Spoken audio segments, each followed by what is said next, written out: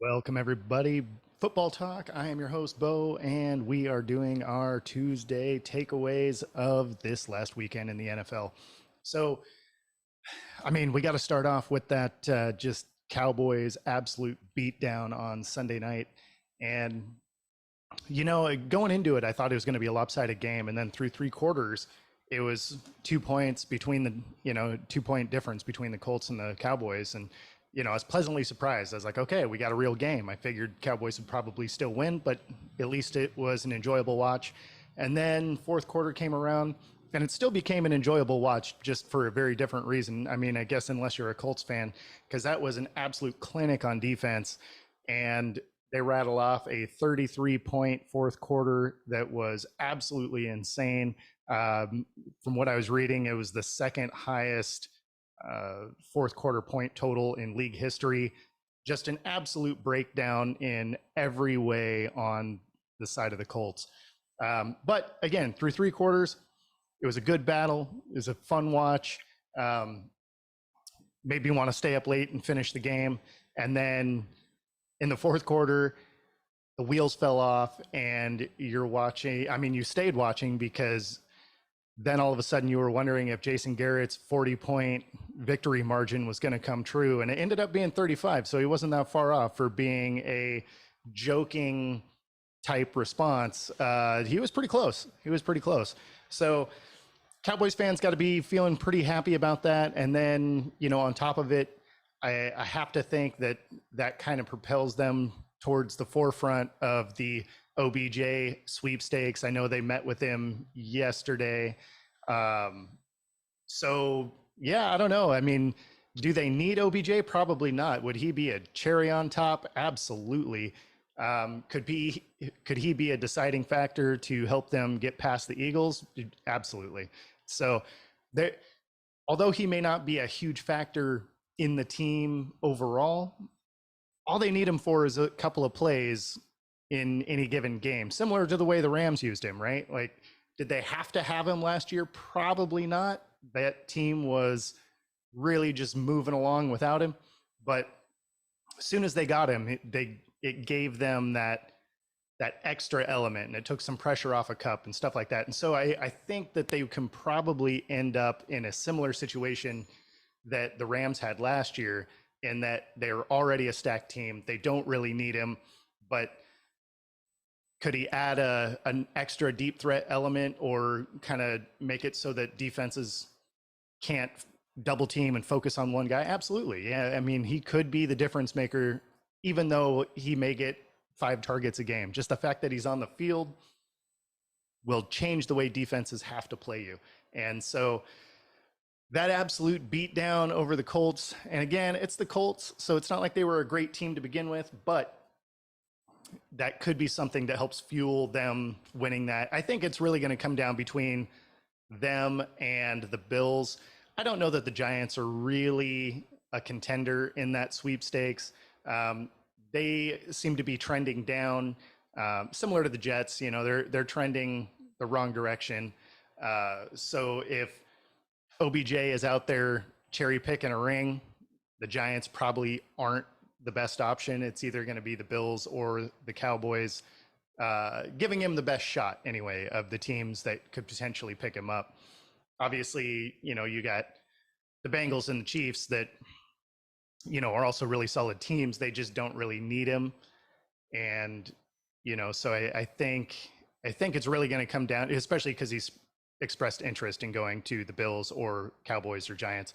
I would think that it's really going to come down to Cowboys, Bills, but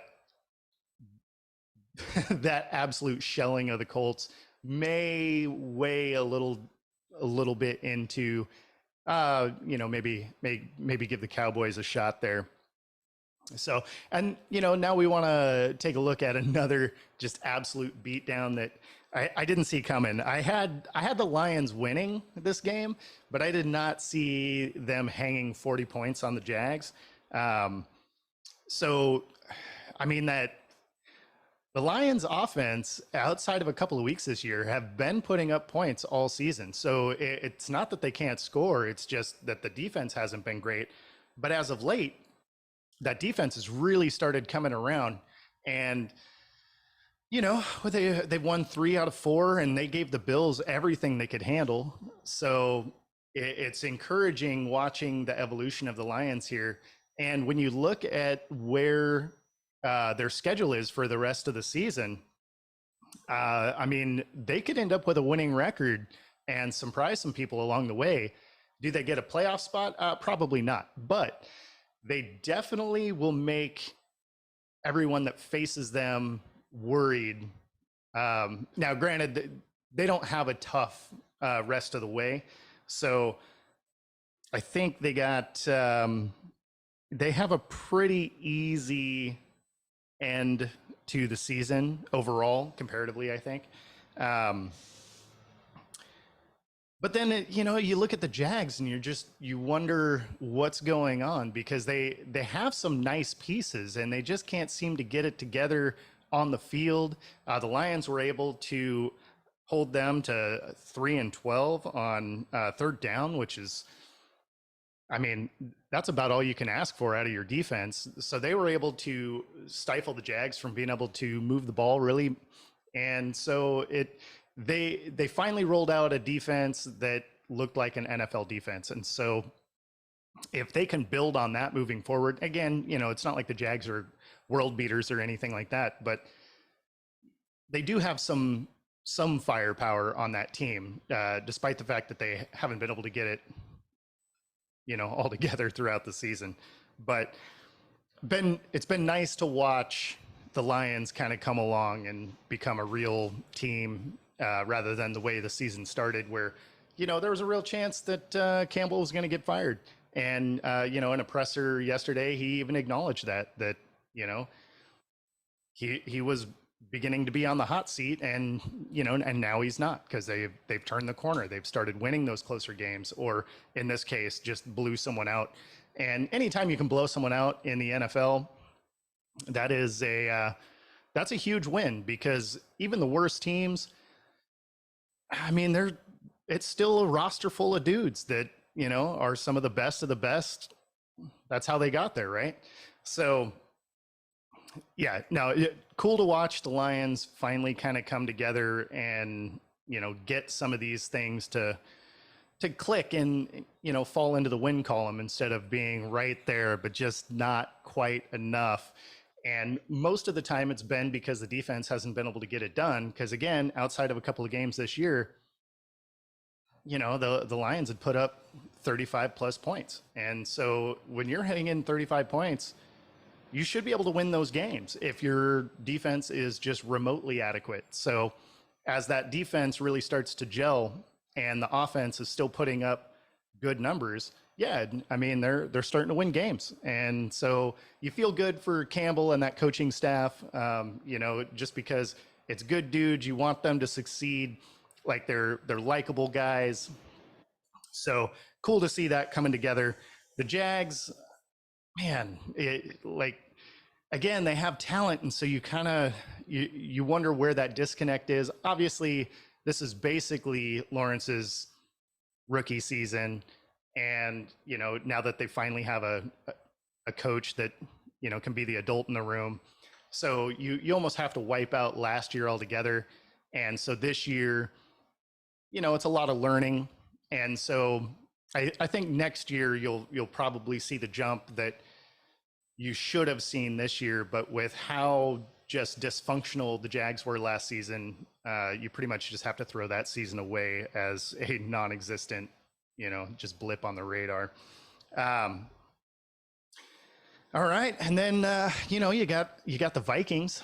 The Vikings are an interesting team because they never look great.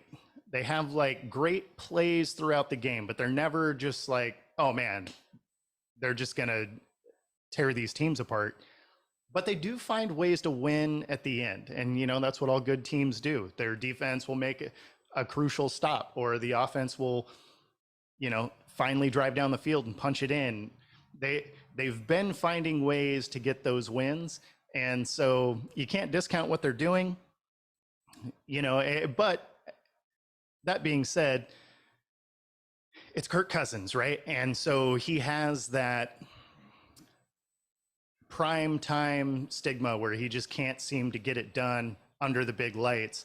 And the NFL was very kind to him in not really giving him any primetime games this year.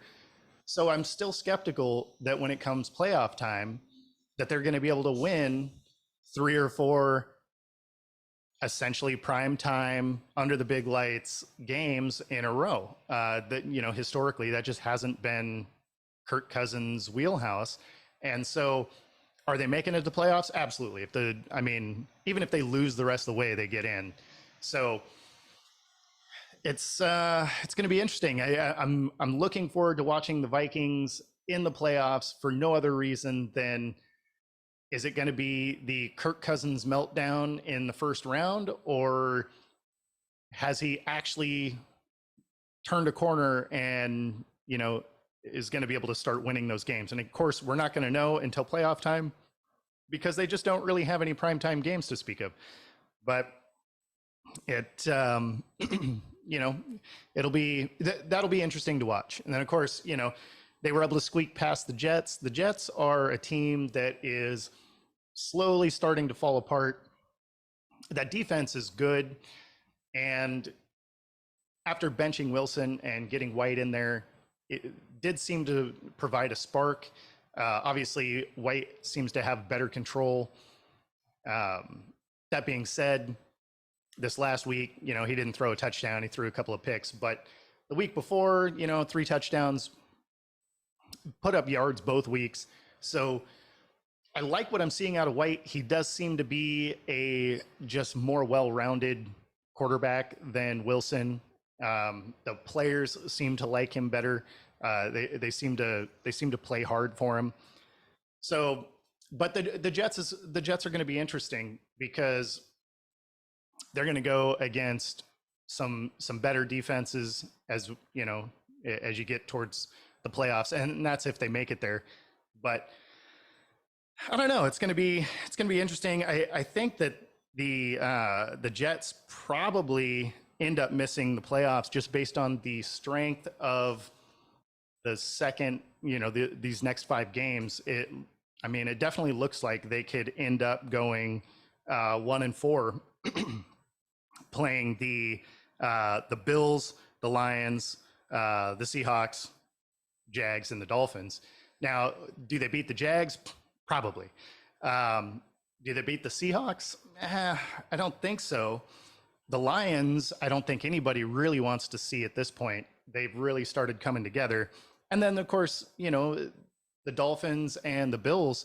The Bills have one of the better defenses in the league, and the Dolphins, you know, outside of this last weekend here, can really just kind of score just based on the amount of speed that they have.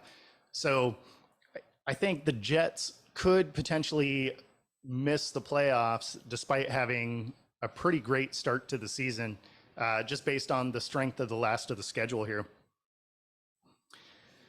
So moving into the Seahawks game, that one, man, that like it was absolutely a must win, and they did. But what they showed out there was a little concerning. Now on offense, Geno tore it up, and you know, you had a couple, you know, you had DK and Lockett over 100 yards each. And so the offense really wasn't the issue.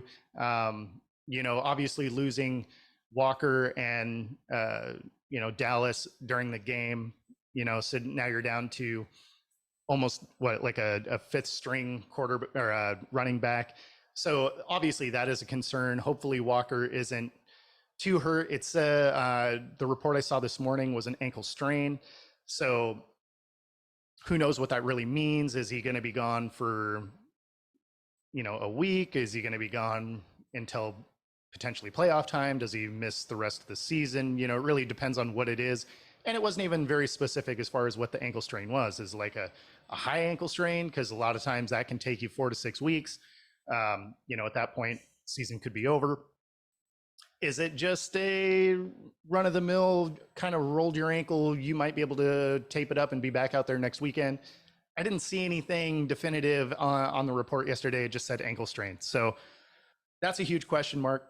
But the defense, that's where it's a real concern, because when you look at what the Rams were rolling out there with, I mean, it's a backup quarterback, a lot of second string guys. And then they were still just gashing you for rushing yards. I think they still ended up with 170 or 171 rushing yards, which is, kind of on average for what they're doing. But man, it is tough to sustain wins against good teams if you're giving up that kind of yardage, especially when you figure the Rams had so many backups, including offensive linemen, and they were still able to get you for 171. It's worrisome for sure. That game shouldn't have been as close as it was. Again, it's a win, so that's huge for the Seahawks to keep pace with the Niners. But there's some very real worries on that defensive line, especially when it comes to rush defense, that they're going to need to address in the next couple of weeks if they have any hope of, once they make it to the playoffs, if they do, to be able to do anything once they get there. So one of the more entertaining things was the battle between DK and Jalen Ramsey, and they were going at it. Obviously, Ramsey likes to talk, and DK can absolutely get goaded into that 15-yard penalty because he'll get into it. But that being said, if you're gonna talk, you can't be the one that gives up the game-winning touchdown to the guy you've been talking to all week or all game. So, like, if you want to go out there and talk, awesome. But man, if you get burned in the end zone for the win, man, that's a rough one. And if you look at some of the memes that came out right after that, is hilarious. So it was good to see the Hawks keep pace. That's going to be kind of a fun battle. I'm really looking forward to that December 15th Thursday night game between the Niners and the Hawks, because that could very well decide the NFC West. But of course, the Niners have a little bit of a quarterback issue now, because with Jimmy G getting hurt in the first drive of the game, ended up with a broken ankle, so he's done for the year. That changes some things for how the Niners are built. Now, Purdy came out, had a great game. They got the win, so they're still ahead in the division. But, some of that for a backup quarterback is, nobody has tape on you, right? So they don't know exactly what it is you're going to be able to run. So we'll see what he's going to be able to do this coming week.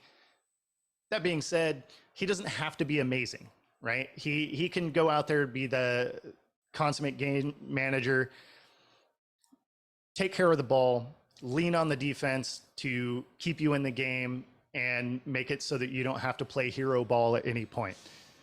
Is that sustainable in the playoffs? Absolutely not, because you're going to end up with, a team that is able to punch a couple scores in early where you have to try and catch back up. I don't know if Purdy's going to be able to do that. I didn't see, really any of his college games, so I don't have a point of reference there. Maybe he is that guy. I don't know. Obviously, I'm going to go back and watch some of it now, because he's going to be their starter the rest of the way. I know that the Niners picked up the quarterback that was on the Broncos practice squad to back him up. So obviously, at that quarterback position, they are hurting, to say the least. But that defense is absolutely elite. And they got, on the offensive side, they got some absolute stars. So as long as he makes good decisions and can throw accurately, which he was able to do on Sunday, those passes came out on time, real accurate. So I mean, overall, it was a pretty good, first outing for Purdy, and so that'll be interesting to watch as they continue on. But I don't think that that is a sustainable offense to do a real like Super Bowl run. I think their Super Bowl window kind of closed when Jimmy G went down. But do I think they make it to the playoffs? Of course. Do I think they can win a game in the playoffs? Sure. Do I think they can win four of them? No. Uh, it's at some point you're going to have that adversity in a game where you're going to have to battle back, and I don't know if he has that, but I think we're going to get to find out. So the other thing that I guess is good in the way of the Jimmy G situation is it now gets rid of any of the questions on whether or not do they bring him back. Is there, is there going to be a quarterback controversy? Because now Jimmy G's hurt again, and he, although is an accurate thrower, is fragile. He tends to get hurt, and of course in this league your best ability is availability, right? And so he goes down pretty much every season, which is unfortunate because that's another dude where the guys in the locker room really like him. He's that guy's guy. The teammates are always support him, but if you can't stay on the field, he's going to have a pretty limited market coming this next season. So I could see a couple of teams making a play for him, probably a little bit less so now, just because, again, it's another year where he doesn't get to finish the year with an injury. So I think that probably ends up removing some teams that would have otherwise been interested in him. But on the same token, he's going to command less money now because, again, he got hurt. So there's some teams that may be up against it with some cap space that could potentially bring him in as a backup. You could have a team like, the Texans that nobody seems to be able to get them in the win column. So they may take a flyer on Jimmy G this offseason. But that being said, you could also have them potentially looking at Baker Mayfield. He just got released. I'm not entirely sure if he's cleared waivers yet or not, but in any event, you could have a team like the Texans go out and see if Baker can do anything, since they had Mills and Allen. Neither one of them seemed to be able to get the team moving. So maybe you try out Baker on a league minimum, basically, to can you get a win with Baker in there? And he has as good a shot as any of the rest of them, so why wouldn't you give it a try? I know they have some cap space to play with. You could also see them, maybe I don't know if the Jets would really go after him, just because they probably want to see what White has. But the Baker situation could be interesting because he's sort of that Cam Newton type.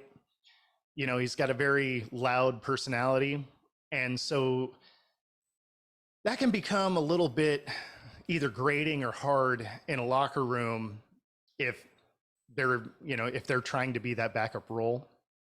So not to say that he can't do it, but it's harder for a guy like him, at least the way he's been marketed, to make that transition, I would think. So definitely going to be watching this Baker situation. This one is definitely more interesting than the one at the beginning of the year. This one is who wants to give him a shot, because at this point he's got 2 years of bad tape, and nobody has to have a quarterback now. I mean, you're far enough along that you've probably either have a solid shot or your season is pretty much done, right? So a team like the Rams could potentially, if they were in a little bit different position, could potentially try that out. But I don't think they do it. I don't think he's a I don't think he's a fit for the Niners. I know there was a lot of talk about the Niners potentially bringing him in, but I think they just kind of roll the dice with Purdy. I don't know that they're enough different of a quarterback. Both guys are a little bit smaller. Throw a throw a decent ball. I think Purdy might actually be a little bit more accurate. And I think Purdy is probably a little bit more of an athlete, a little bit, he can move around a little bit more than Baker. So I don't know that I don't know that you would waste the time trying to bring Baker in when you have Purdy there, and production wise, they're probably about the same guy. So even though there's a ton of speculation that the Niners could pick Baker up, I don't know that really makes sense for their organization. So Baker is kind of in a spot where he may end up sitting the rest of the year, not on a roster. But again, someone might, like the Texans, they might bring him in on a league minimum deal for no other reason than they haven't been able to get in the win column anyway. And even if they do rattle off a win, they're still going to get the number one pick. So, do you bring him in for the rest of this season and then draft your guy? Or do you bring him in, maybe sign him to a 2-year deal so that whoever you draft, if they need a year to sit, could potentially be that situation. But you're also going to have guys hitting free agency, obviously Jimmy G, and of course you're going to have Geno. And so if you have Jimmy G and Geno on the market, they're going before Baker. They're just better quarterbacks overall, certainly based on recent tape. So that's going to be kind of an interesting thing to watch play out on whether or not Baker gets picked up, or if he's just relatively done for the season. I kind of leaning towards the second option there, but someone may end up with a need going down the stretch here. The problem is he hasn't played well. So if you have a serviceable backup, I feel like that's kind of the level of play you get out of Baker at this point anyway. So you might as well go with the person that's been in your lineup. Certainly one that already knows your playbook and has been practicing with it all year. So I don't know. It's gonna be a good watch. Watching the Raiders and Charger game was funny because the Raiders, their season is essentially over. The AFC wildcard battle is, it's out of their range, but they get to play with spoiler, and they were able to come in and just about knock the Chargers out again, which Chargers fans have to be just livid about.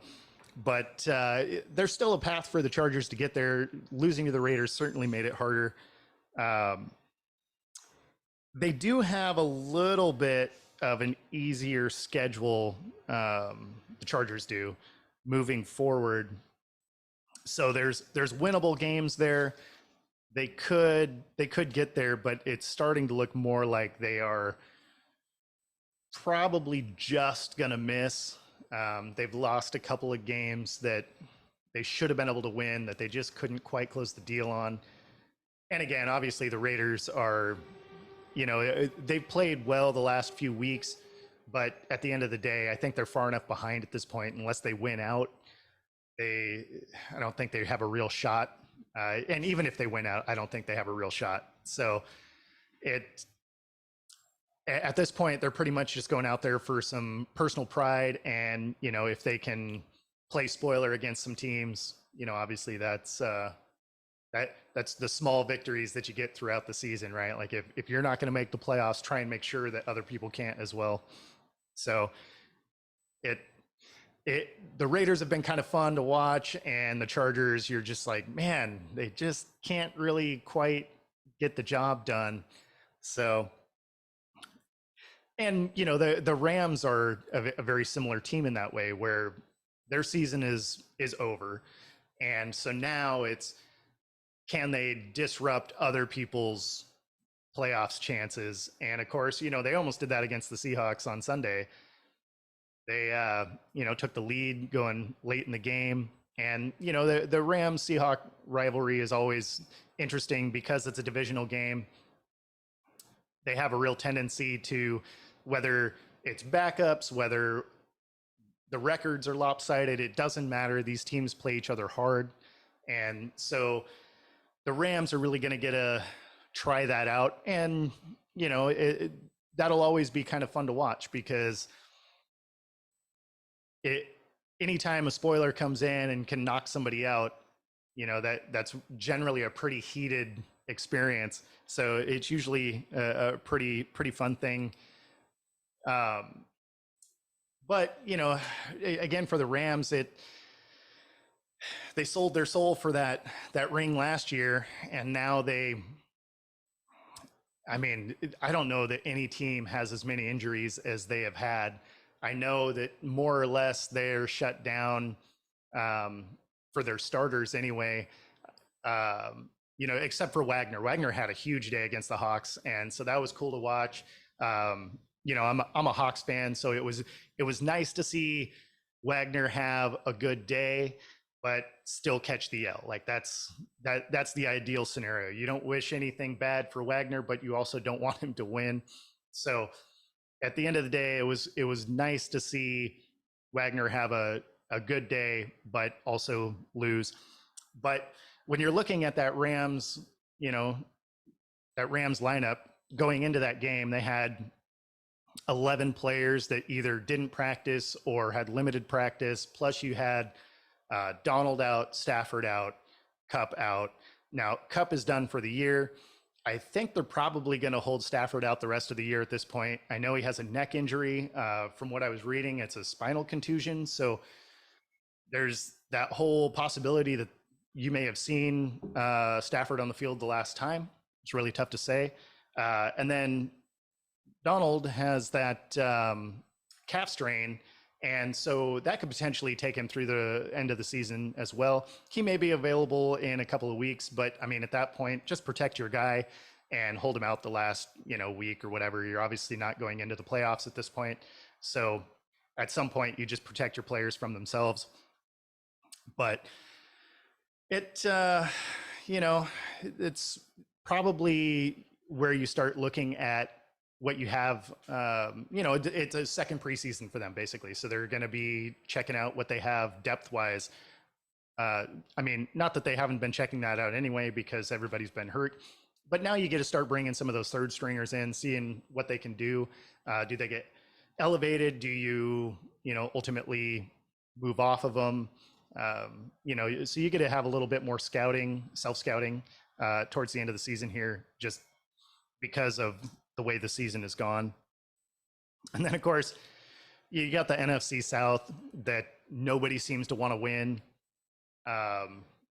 That Monday night game I thought was going to be pretty boring overall. Like I picked Tampa Bay to win that game, and in the last seconds they did, but Tampa and the whole division going into Monday Night Football was a game away from each other, and nobody has a winning record.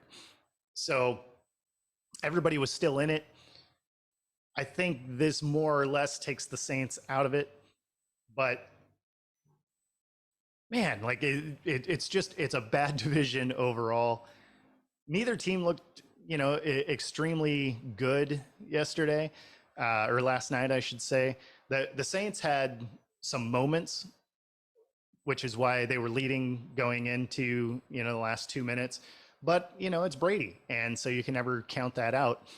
And Brady did those Brady things and came back and punched it in the end zone with 3 seconds left on the clock. So a heartbreaking loss for Saints fans, but,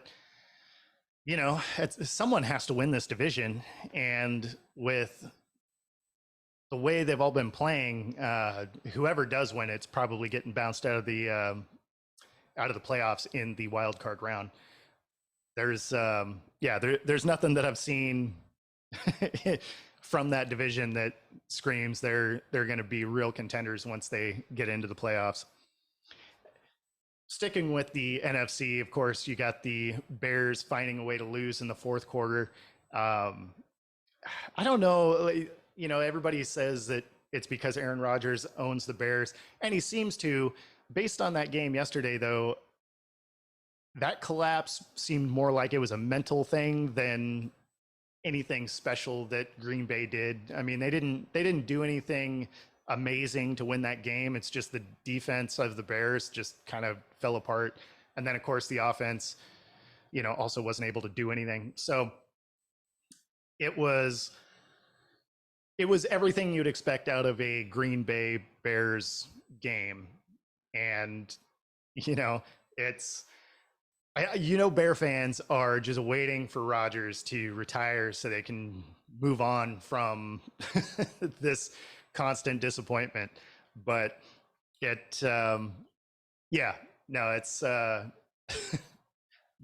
just hilarious to watch, because you really start to feel bad for Bears fans, especially when you look at the predictions of what they thought the Bears could have been, and what they've been able to put on the field has been underwhelming for sure.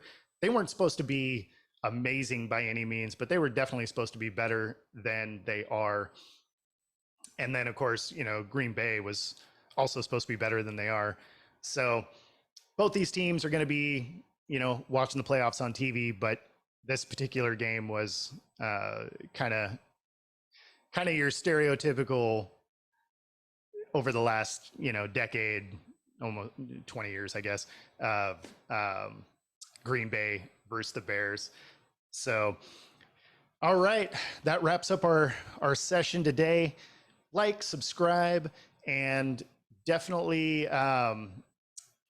check out our Hawk Talk on Thursday or on Friday morning, and then also our NFC West roundtable with Let's Talk Sports on Saturday. All right, have a good day, everybody.